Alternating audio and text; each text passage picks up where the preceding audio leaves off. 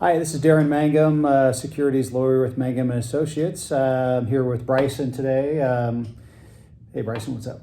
Hey, how's it going, Darren? Good, good. It's been a busy week. It's just a Friday afternoon here, and we were just thought we would jump on YouTube and talk about some of the most common questions we get when we're putting together securities offerings for clients. And what are we gonna talk about? Yeah, so a lot of the questions we get are about, the different ways we can structure the offerings. And there is a lot of different options for a lot of different people, but there's a lot of do's and don'ts that you need to be aware of when it comes to each regulation you're looking at. So we're going to dive into a few different ones. The ones we're going to touch on are going to be regulation crowdfunding, and then Rule 506B and 506C, and then Regulation A. Right. Yeah. Those are the main options that are on the table for most issuers. Certainly, there are other options as well, but those are the key issues, the key exemptions or key regulations, I guess we should say, that are in play. And so, what I did, we were just discussing, how do we want to present this, and what we'll do is we'll make a little nicer, fancier version of this. And we'll provide a link to in the descriptions below. But yeah, like we always say, if this content is helpful for you, please like or subscribe, and feel free to share this with those of maybe your partners or whoever you're engaged in raising capital with. Anyway, what I did is I just sort of outlined in kind of school book fashion on my notepad here the different exemptions that are available and the key factors. The key factors that you need to consider are, number one, can you advertise, right? Number two, can I have non-accredited investors in my deal? The other one is, do I need a broker, or can I go directly to these investors? What's the maximum amount of money I can raise, and then how long does it take, right? So I just kind of broke this down on this chart, and again, we'll provide a better version of this. But as far as advertising, what questions do you get when you're talking with clients? Yeah, so when it comes to the different ways to structure it, especially with crowdfunding, they want to know, how can I get it out in front of investors? And with crowdfunding, you can market it that, right? Right. So as I say here in this chart, regulation crowdfunding here, yes, it allows you to advertise, which is a big plus. You can get it out there in front of investors. Also, Rule 506C is another way, is another exemption that allows you to advertise.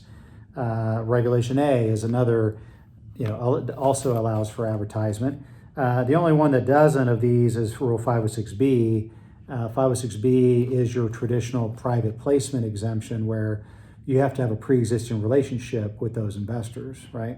And so when you're thinking in your head, am I going to need to advertise this to find investors, or do I already have investors lined up? Well, if you already have investors lined up, 506B is your best option, okay? And we'll talk more reasons why. But if you're saying, no, I don't know a whole lot of investors, then you need to look at one of these other options. Okay. And when it comes to advertising, what does that look like?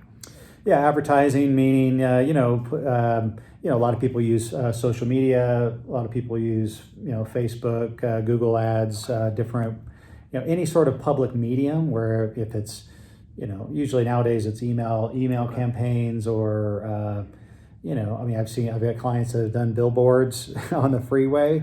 Hey, if it's under one of the regulations that allows it, then great. Why not? Okay. Right? Yeah. Awesome. So the second key consideration is can I have non-accredited investors? Obviously there's only a finite number of accredited investors. Those are high net worth investors. The vast majority of investors in the public out there are not accredited. But I get the question all the time, hey, can we allow non-accrediteds to come in? And as you can tell from the chart here, regulation crowdfunding, really, it was designed for non-accredited investors. And so, yeah, that is a great way to have them come in. If you're under 506B that we mentioned earlier, the nice thing about 506B, yeah, you can't advertise, but you can certainly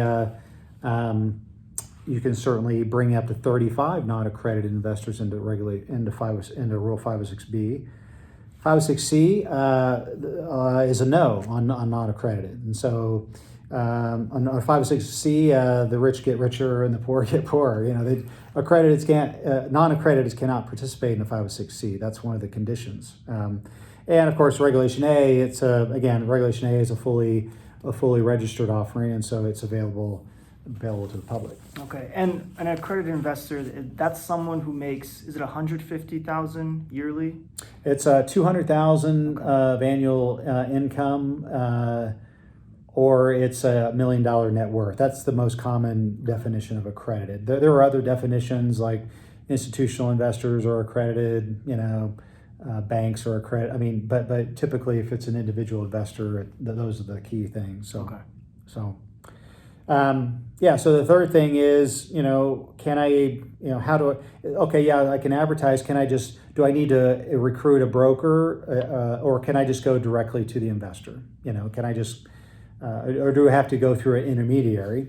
And as you can see here on the chart, regulation crowdfunding, with all its advantages, the one key thing, and again, the reason I put an X there it's not a negative, it's just a fact that I can't really just offer it directly to the investor. I have to go through regulation crowdfunding. I have to go through a designated intermediary, and there's about 45 SEC registered crowdfunding portals that are in existence right now.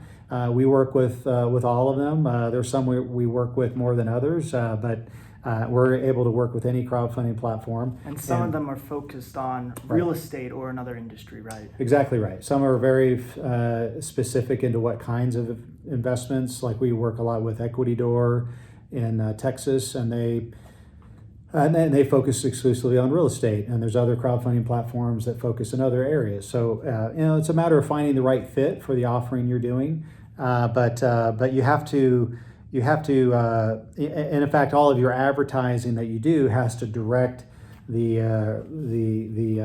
viewer to the portal. You can't just put them on your website, or you can't just bring them in directly. You have to route them through the portal. So that's important. Now, as far as these other 506C, I don't need an intermediary. I can go direct. Same with 506C. I can just go direct. I don't need to involve a broker, which is nice because you don't have to pay commissions. One less step. One less step. Person to work with. And it makes it a little easier. And the big thing is you don't have to pay commissions. Mm-hmm. Crowdfunding portal. Their commissions are reasonable, but they're not. You still have to. It's a cost of capital, right? Regulation A is I can go direct as well. I put a little asterisk here because there are a handful of states that will require your Regulation A to involve a broker-dealer. In fact, most Regulation A offerings we've been doing lately, we've encouraged them to go with a broker-dealer just to streamline the process, because there's a handful of states, like Texas is one of them, a few other states that are significant that will require you to use a broker-dealer. So I put a little asterisk there. But the vast majority, you could say, oh, I'm going to avoid those states, and then okay, well, great, well, you can go direct. So that's on that point. The other big factor is how much can I raise? Yeah, and they vary, right? Regulation A, it's a much larger offering than your typical crowdfunding Right. or Regulation D. True, yeah, and most of our clients are raising anywhere between 5 to 20 million in that range, and so as you can see on the chart here, it really varies. Regulation crowdfunding, and we have some other videos that we've talked about regulation crowdfunding, but currently the cap is 5 million. You can raise up to 5 million with regulation crowdfunding every 12 months. Now, the nice thing about under Regulation D, Rule 506B and 506C, under Regulation D, there is no cap. There's no max, no minimum, no maximum. It's whatever you can, whatever you can raise. Sky's the limit, right? So we've got several clients, they've got, $100 million funds, or, and there is no cap on the amount that they can raise. So that's why it's kind of a sloppy infinity. I just wrote infinity here, but yeah, there is no theoretically unlimited, right? Regulation A, is a, and when I'm talking about Regulation A, I'm mainly talking about Tier 2, which we can go to in detail later in some other video. But 75 million is the cap under Regulation A. So that's the key point there. So. And to clarify, is there annual limits on these regulations? So both of the caps are usually a 12-month period. So like regulation crowdfunding, it's a 5 million, every 12 months. And so you could, do that in a 12-month period, and then the next 12 months raise another 5 million, right? Same with Regulation A. The Regulation D, though, both of these exemptions under Regulation D, there is no cap. So. I think the last thing is just time, right? I mean, time is money, right? So, people ask, well, how long does it take? The good news is, I always tell clients, hey, plan on 30 days. I mean, usually we can get it done within a 3-week time frame if everything is in order. But, I always tell, hey, if you're within 30 days of wanting to pitch investors, we should get started, right? Because there's a lot of paperwork, there's a lot to prepare, and a lot of back and forth between our firm and you to get it done. So on all of these, regulation crowdfunding, any of the Regulation D offerings, you're looking at about a 30-day window. Regulation A, on the other hand, Regulation A is a fully registered offering, and it has to get SEC approval beforehand. The nice thing about these other exemptions is that you don't have to get pre-approval from the SEC. They assume that you're using a securities lawyer and you're providing full disclosure, and so they don't have to review it first, right? Whereas Regulation A, it's some people call it the mini IPO because it is a public offering available to anybody, non-accredited, anybody can invest.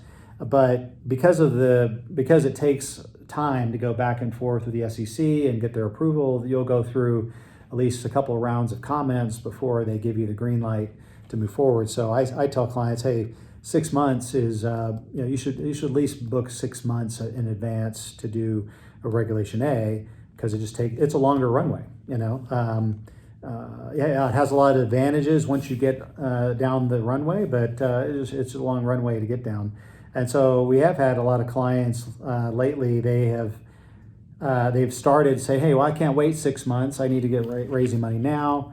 Well, you can certainly get started with a regulation crowdfunding offering or a Regulation D offering and raise some money. And then once you have some money under your belt, and you can continue to raise money and then get the Regulation A process started. And a lot of people don't know that. They're like, oh, I've got to choose one or the other. And really, it's not an either or question. It's just, it's about timing, right?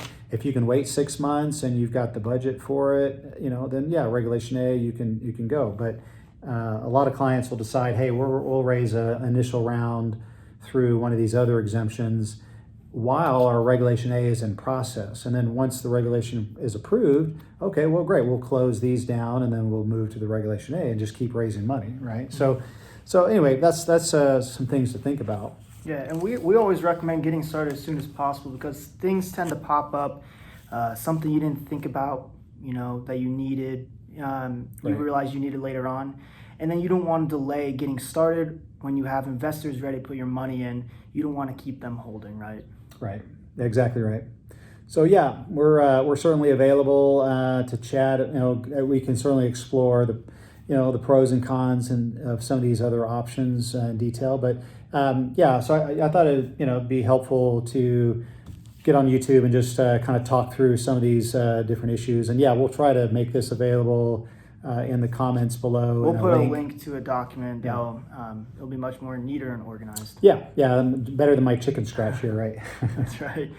So anyway, but thanks for watching. Thanks for tuning in, and we'll hope to see you on the next video. All right, great.